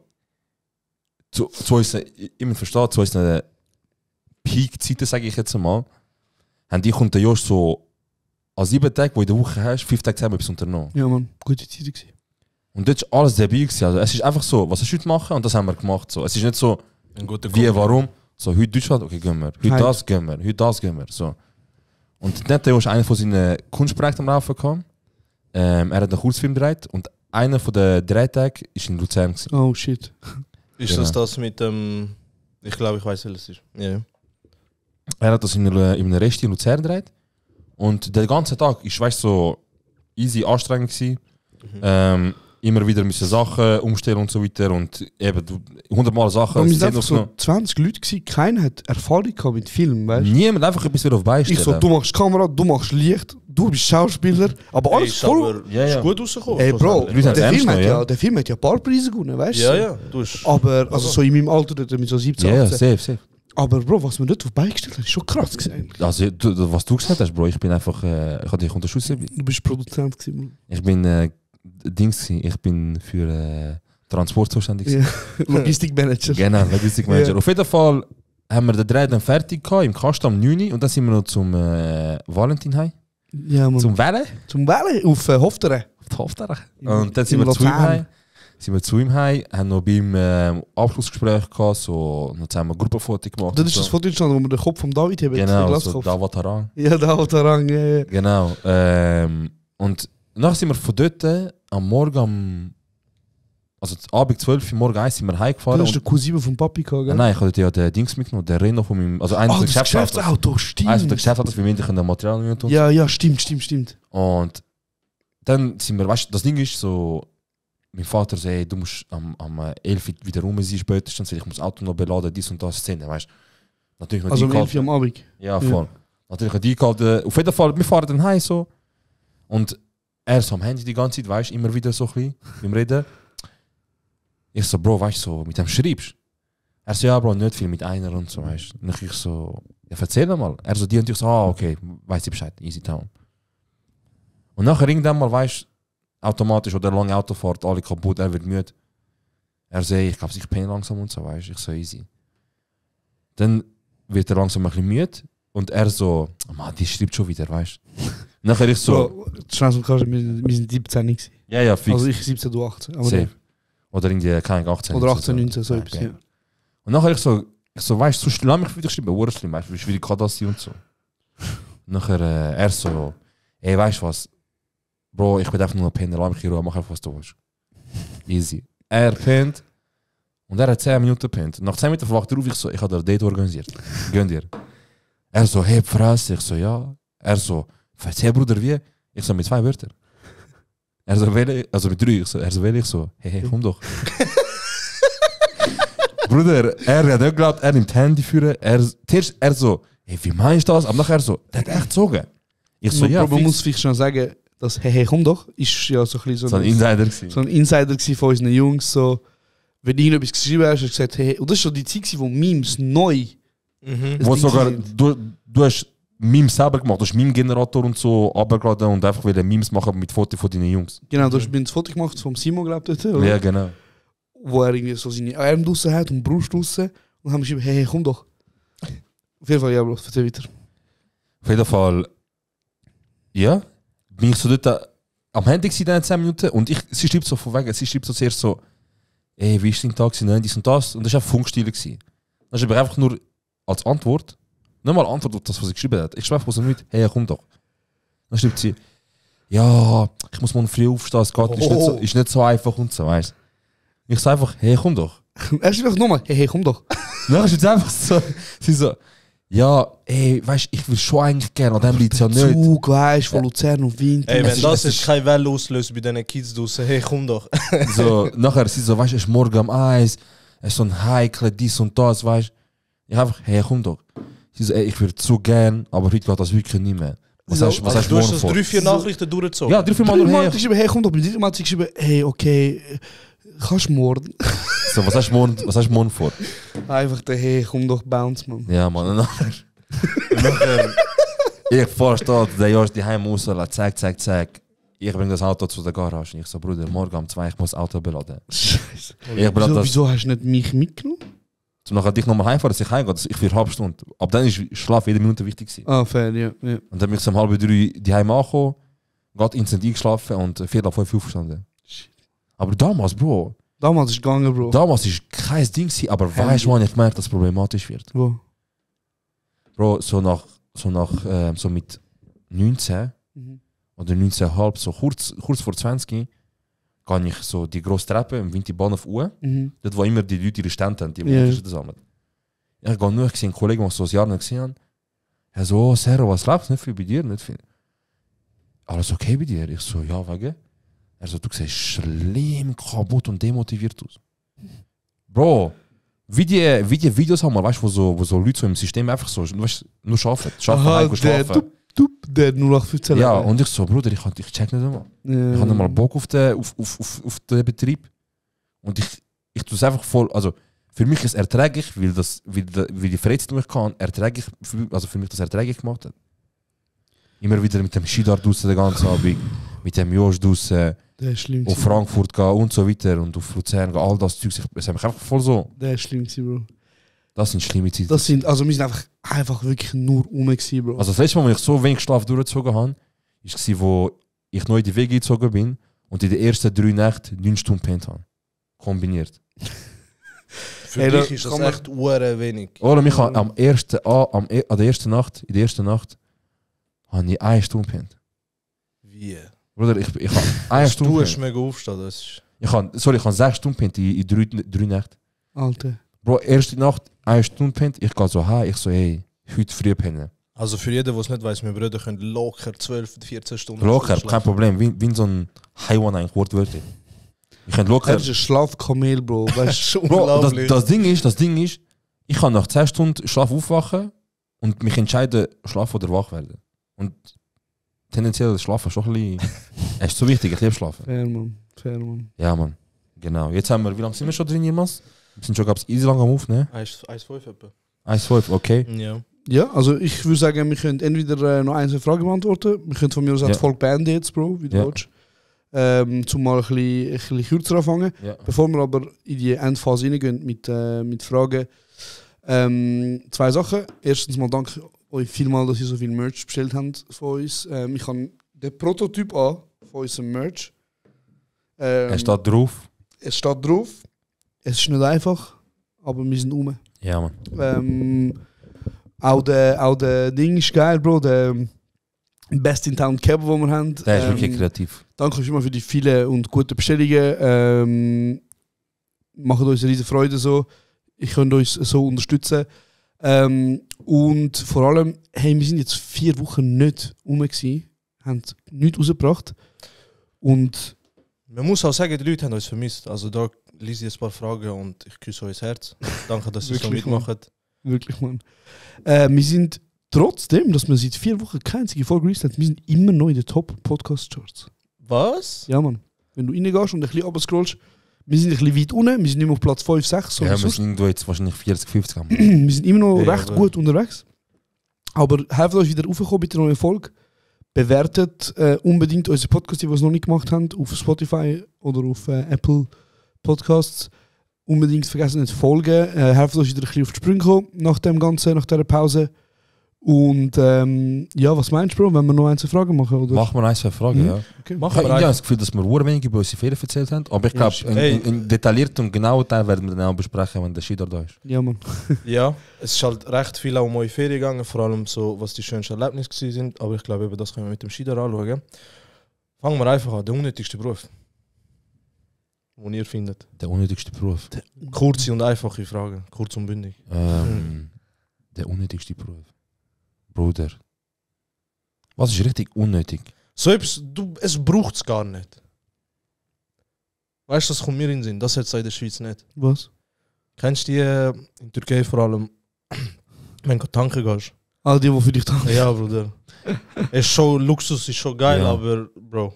Serviceland. Der unnötigste Beruf in der Schweiz. Bruder, keine Ahnung, Digga. Ey, wie heißt der Daniel Koch? Während Corona, der was für ein Minister ist der Uhrensohn gewesen? Er hat, glaube der nach Russen ist. Ja, der vor dem Berse ist, gar nicht. Ja, während der Corona-Krise ist er, glaube ich, gegangen. Ah, der Daniel Koch heißt er, ja, glaube der Berater da und so. Genau. Das ist, glaube ich, schon wichtig gewesen, Bro. Ja, er so Corona kann nicht durch Kinder weitergegeben werden. Checkst. Kennen die schwierig, keine Ahnung. Wirtschaftstaskforce von Corona, wo nie drauf gelesen worden ist. Oder die eine oder andere Institution, wo ein Diversitätskomitee hat, wo besteht aus 5 weißen Männern und Frauen, die dafür sorgen, dass die Schulen und Institutionen diverser sind. Die machen einen guten Job. Oder die am Bahnhof Spenden sammeln, damit sie Provision bekommen. Hey Bro, die am Bahnhof Spenden sammeln, ich schwöre dir, für die Firmen arbeiten ist das Schlimmste, Bro. Bro, vor allem noch so, wie kannst du zu mir kommen und sagen, wo du den Kindern helfen? So, Bro, ich schwöre. Und die werden wirklich kaputt ausgenommen, auch, weißt du? So. Yeah. Aber weißt du, was. Also. Letztes Mal. Ja? Sorry, erzähl. Schon, ja? Letztes bin ich mit der Freundin in der Stadt am Laufen gewesen. Mhm. Und einer von denen steht dort, wo er stehen muss, zum Leute abfangen, in der Mitte von der Straße. Er schaut mich an, ich schaue ihn an. Das ist immer der Augenkontakt. Er schaut mich an, ich schaue ihn immer noch an. Ich komme nachher, er chillt dort, er wartet. Ich komme immer noch nachher, irgendwann sagt er einfach, Bruder, ehrlich. Ich so, ja. Umwelt, juckt dich nicht, oder? Und nachher, ich so, Bruder, juckt mich schon, aber nicht so. Und nachher er so, ich habe mir noch gedacht, Bruder, sorry für Störung, schönen Abend. Ich so, Bro, schon gut. letztes Mal ist einer zu mir gekommen, er so, ey, bist du der Jonas oder der Serhat? Ich so, Ich ey. bin wieder von dem, der nicht mitspendet. Er so, ich liebe euren Podcast. Ich so, geil ist ich, man, danke vielmals. Er so, Aber ja, Unia, sagt ihr etwas? Ich so, Bro, lass mich in Ruhe bitte. Mach dein Ding, weißt du. Bro, sag einfach, also das, was ich sage immer, das habe ich sage immer wieder, dass ich schon Mitglied bin. Ja. Ich sage einfach nein. Und nachher, wenn sie sagen, hey, was hast du? Ja, mein Arbeitgeber macht euch IT. Mach einfach das. Fair. Perfekt, ganz einfach. Bro, aber wieso überlegen die Leute sich richtige Ausreden zum... Sag einfach nein. Lass einfach weiter, Bro. Ja, sag einfach nein. Wer bist du, Mann? Kein Zeit für dich.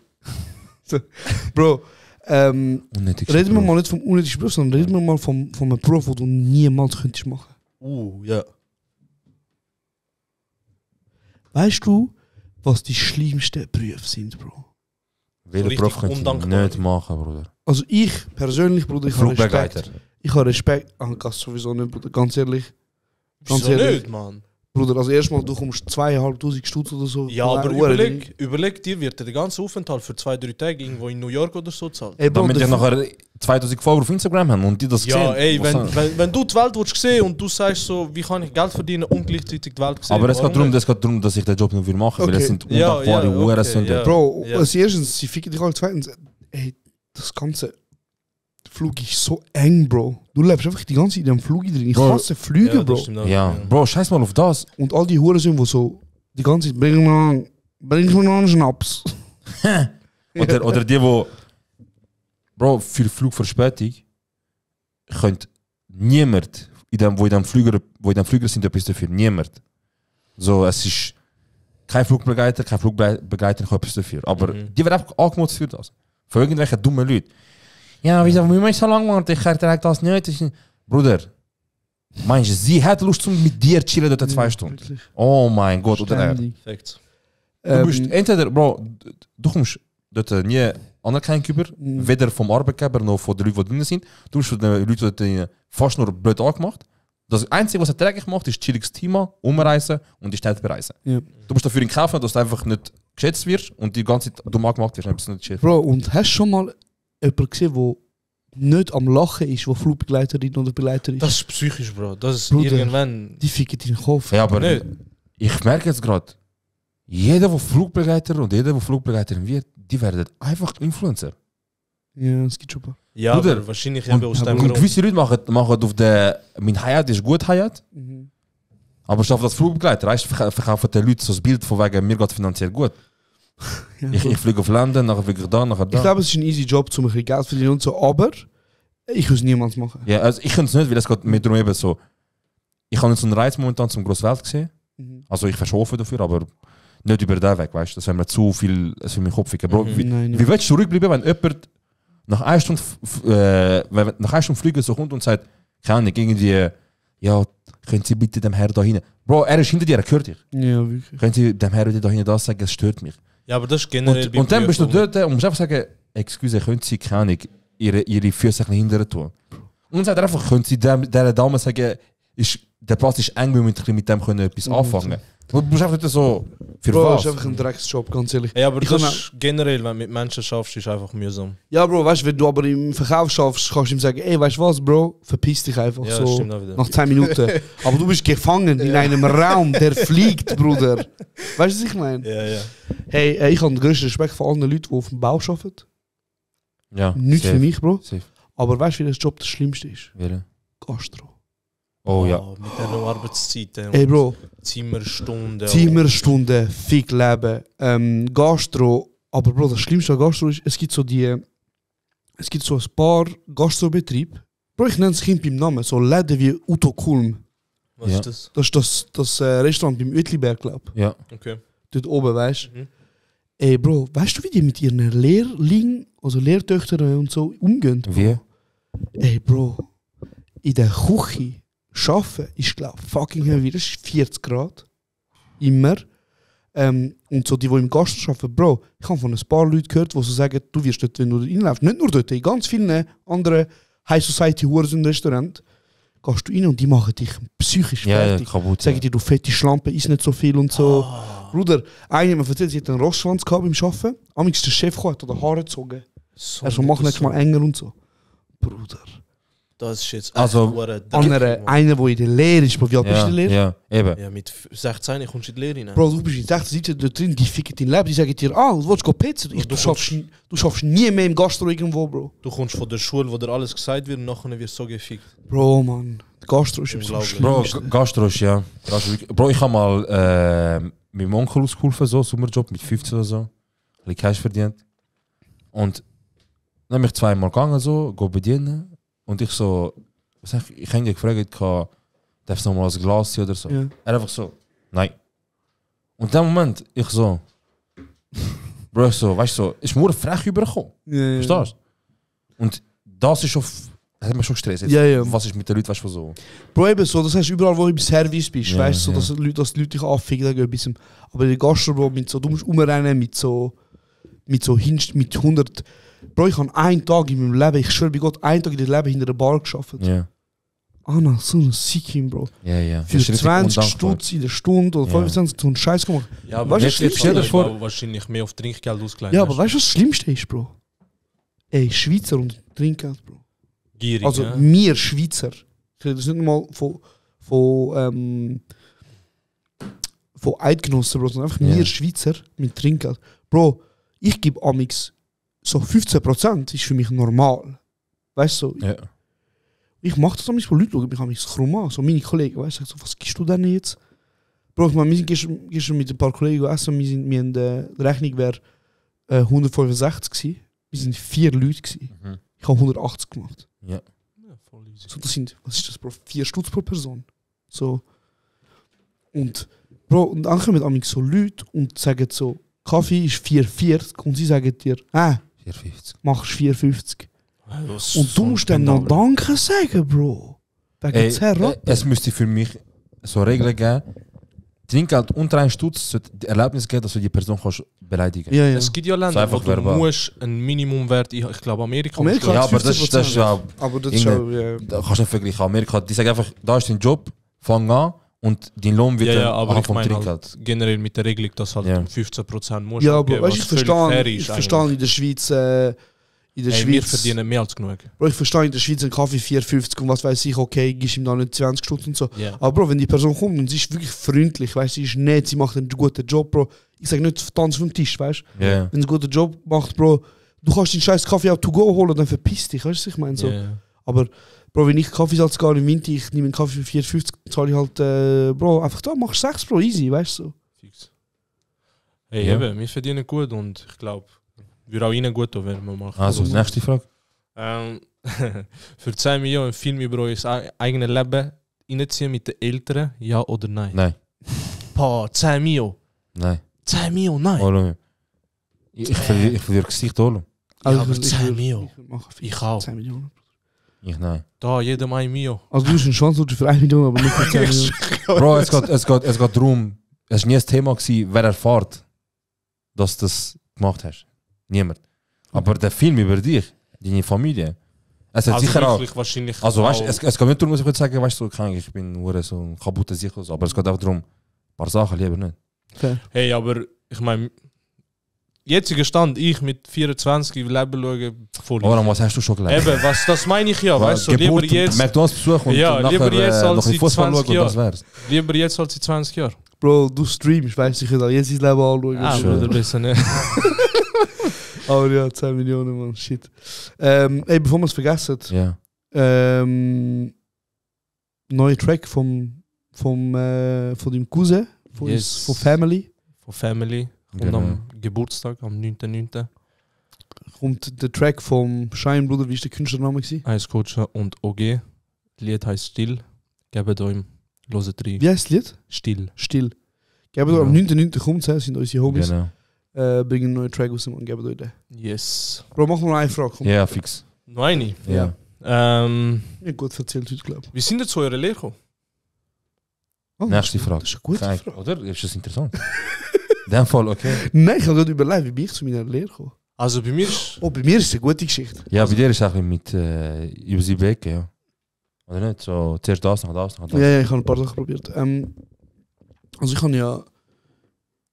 habe nicht das 10. Schuljahr gemacht, sondern ich habe so einen Schauspielkurs besucht nach dem Ding. So ein Künstlerwienerisch. Genau, nach der 9. Klasse ist das, glaube ich, oder? Die Oberstufe. Ja, voll. Und dann habe ich nebenbei im Saturn gearbeitet im Winter. Stimmt, dort hat es noch einen Saturn für kurze Zeit gegeben. Hey. Stimmt, ja. Das war so 2014, glaube ich. Ah, aber du bist vor Pi mir mal in der Lehre. Daumen, gewesen. so. 2014 bin ich in der Lehre. Ah, dann bin ich 2012. dann bin ich 2012, glaube ich. 2012. 2012 bin ich so in dem Saturn gewesen, Bro. Ich habe jeden Tag 10 bis 8 gearbeitet. Und es war richtig ein Schwanzlutscherverein gewesen, Bro. Ich schwöre, wie Gott, das ist der schlimmste Job, den ich gemacht habe. Hey, der Laden hat nicht lange überlebt. He? Bro, ich bin da drin gewesen. Ich habe in meinem Leben noch nie irgendetwas verkauft. Ich habe mich als Praktikant eingestellt. Ja. Ich habe ausgerechnet, ich habe am Tag 6 Franken verdient. Was? Geil, Bruder. Ja, Bro. Was gibt es auf den Monat, Bro? 6 Franken? Ich glaube, Du hast nichts verdient, ich weiß nicht, ja. ich weiß, ich habe glaube wirklich 400-500 Stunden 400 Stutz verdient im Monat. Im So Monat. etwas, ja. Das Die haben mich ist kaputt richtig gemacht. dreckig, Alter. Und dafür bin ich 10 bis 8 jeden Tag arbeiten, Bro. Und die haben mich einfach in Fotoabteilung reingesteckt, Bruder. Und gesagt, verkauf Kameras. Dann noch Kameras. Und ich habe keine Ahnung von dem Zeug, Bro. Weißt du, so. Also ich habe noch nie im Leben irgendetwas verkauft, weißt du? Ja.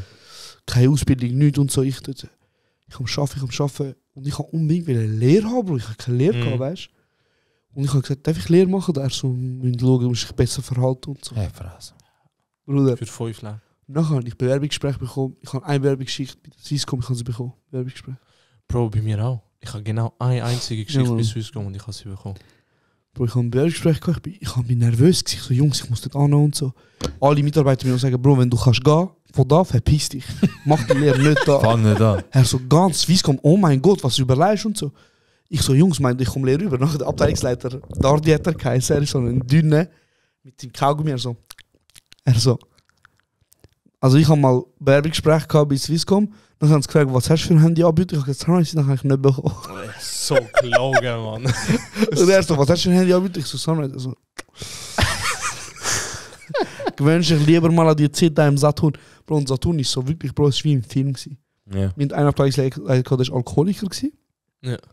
Dann, ich sage Gerüchte, wie die sind, aber meine Chefin hat mit dem Chef bumst, Ja. haben sie geheißen. Dann haben wir so 2 Brüder gehabt, die Gebrüder Schmidt geheißen, sind 2 Deutsche gewesen. Ja. So, wie sie dir vorstellst, mit geschleckten Haaren, einfach nicht blond, nicht blond, sondern braunhaarig. Okay. Aber genau so, wie sie auskennt, so, Bro, ich sag, wie sie ist, die aussehen, als wäre direkt von Hitlerjugend gekommen, Bro. Ich sag dir, wie sie ist, Bro. Okay, die Gebrüder Schmidt, so immer haben wir sie genannt, Bro. Achtung! Bro, auf jeden Fall sind die,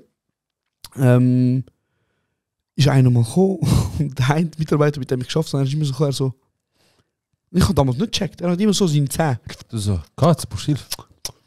Er hat immer so gemacht, ich so, hey, alles gut, er so, Ja, wieso? Jedes Jahr später checkt, das ist schlimm auf Cocky gewesen. Die ganze Zeit, Bruder. Ich habe es nicht gecheckt. Die ganze Zeit. Hey, dann bin ich Swisscom, ich habe Lehre und ich habe unterschrieben, Bewerbungsgespräch Google, ich habe unterschrieben. Nachher bin ich zurückgekommen und sie haben gecheckt, okay, weißt, also bevor ich unterschrieben habe, sie haben gecheckt, ich kann so Bewerbungsgespräch, zweite Runde, Schnuppern und so. Nachher sagt der Chef so zu mir, er so, ja, das kommen Sie mal bitte ins Büro. Ich bin reingelaufen, ich so, ja. Er so, ja, gratulieren, wir Sie dürfen die Lehre haben. So, So fein, Mann. Ich so, sie kann jetzt eine andere Lehrstelle bekommen, so, ich nehme die an. Er so, wenn wir dich da arbeiten und du undankbarer Sieg, machst du nicht mal deine Lehre bei uns. Ich kann sagen, was undankbar du hast. Er so, gut, Stutz, ich erwarte deine Kündigung bis heute Abend. Wenn sie heute Abend nicht da ist, er hat mich so angeschaut, Bro, das war der 31. gewesen. Also wenn sie heute Abend nicht da ist, dann kannst du deine Lehre nicht anfangen, bis das Swisscom. Und ich habe geschafft bis zum 8. Ich hätte ihn not. Ich habe gesagt, ihn not try me. Er war so eine Missgeburt. Ja, Bro, ich bin dumm gewesen. Hund, ja. Voll und dann habe ich mit dem Swisscom gemacht. Das war die beste Lehre, die wir machen können, Bro. Also jetzt rückblickend hätte ich gerne Mediamatiker gemacht bei der Swisscom. Die sind auch nicht schlecht. Aber hast du eine Chance gehabt. Ja. Aber wer gönnt jetzt... Sorry. Ja. Was? Weißt du, nicht so, was läuft? Wie ist das Wetter? Chillig, Bruder. Wo hast du die Lehre gemacht? Bro, bei so einem kleinen 10 IT-Betrieb, eben bei dem, wo ich da ein bisschen ab und zu erzählt habe. Ah, du hast erzählt, das ist dort mit Wo hättest du denn gerne die Lehre gemacht? Hat er, glaube ich, auch gesagt dort. Ey, Bruder, es gibt so ein Unternehmen, ich mache keinen Namen, keine Werbung und so. Was? Ja, genau. Auf jeden Fall habe ich nicht unbedingt wählen, aber es hat nicht geklappt. Das ist so ein IT-Unternehmen. Nein. Aha, okay. Es war so ein IT-Unternehmen, wo in der so halt in der Ärztewelt so mit den Spitälern und so unterwegs war. Medizin und so, genau. Und das wäre geil gewesen, so, aber es hat nicht geklappt. Ich bin schlussendlich bei einem Uhrensohn gelandet, wo seine Freundin nicht befriedigen und umgekehrt und irgendwie eine richtige Notensohn. Könntest du dir noch vorstellen, jetzt nochmal eine Lehre machen? So eine Erwachsene-Lehre? Was für Erwachsene? Es gibt ja Informatiker, aber für Erwachsene. Es gibt ja Erwachsene-Lehre. Es gibt ja so, wo verkürzt ist und so, aber Bro, überleg mal die Lehrzeit, wie wir schaffen sind für 5, 6, 7, 800 Stutz, Bro. Allem, ich bin teilweise, nach einer Woche ich zu meinem Vater so, ja, morgen muss ich etwas essen und so, und der Cash ist schon weg. Ja, Bro. Und er so, hä? Schon nach einer Woche? Ich so, mir leid, also ja, komm, dann nehme ich deine Fresse. Hey Bro, ich weiß nicht, wie gewisse Schweizer oder was weiß ich für Kulturen aus der Lehre rausgekommen sind und gesagt haben, ich habe in der Lehre 11'000 Stutz gespart. Ey Bro, ich bin was? Schon, Bruder, ich habe nicht einmal 11'000 verdient. Wie hast du 11'000 gespart? Bro, aber das sind eben auch so Leute, die so daheim... Plus haben sie die Heime noch die Krankenkasse selber gezahlt. Überleg so, Bro. Krankenkasse selber gezahlt, ein bisschen die Heime abgegeben und dann einfach nur aus den 200 11'000 Franken gespart. Aber Bro, es sind halt auch Leute, die daheim Eltern haben, die gekocht haben, die hast schon Essen mitnehmen, was weiß ich. Bro, ich weiß auch nicht, aber ich weiß nicht, wie du das angebracht hast, Bro. Ich habe in schwierigen Zeiten bin ich ein paar Mal zu unserem Mitarbeiter... Kennst du Marcel noch? Hangi? Welcher Von Marcel? Swisscom. Du kennst den nicht, ist er nicht mehr da gewesen? Brüllen. Er ist ins Business-Team gegangen, Bruder. Der Marcel ist so der... Er ist wieder so der Shopvater gewesen, Bro. Er ist so 45, der gute Renz, so gute Halbglatze, Brüllen. Immerhin hat er Fernsehen geschaut und gegessen beim Mittag. Er so, immer so. Ich so, Marcel, kann ich 20 Stutz von dir auslehnen? Weißt du, ich bringe so schnell Schuhe. So. Er hat ein Kind gehabt, weißt du, er gewusst Lehre und so. Ja, sicher. Herziger Typ. Er ist ein geiler Sicht, Mann. Marcel, du Shoutout Marcel. Shoutout Megan, Mann. Ja, man, heavy Zeit, Bro. Leute, nein, Bro, ich muss auch sagen, Leute haben im Militär gottlos Geld gespart. Ja, Bro. Ich kann einfach nicht Geld sparen, was er gesagt hat, wie es ist. Ey, ich weiß nicht, ja, keine Ahnung, check's nicht. Ja, Mann. Ja? Lustig. Ja, dann würde ich sagen, kommen wir langsam zum Ende Wir haben keine Ahnung, wie lange aufgenommen. Wir haben einfach aufgenommen. Ja. Folge 23. Und ja, danke fürs Zuhören. Abonniert uns überall, wo es noch geht. YouTube, Spotify, folgt uns auf Insta, folgt uns auf TikTok. Liket, supportet, teilt, alles. Bruder, keine Ahnung. Einfach das, alles, was alle anderen auch sagen. Einfach das machen da bei uns. Küsst euch das Herz. Schaut gut auf euch und bis bald. Bye bye.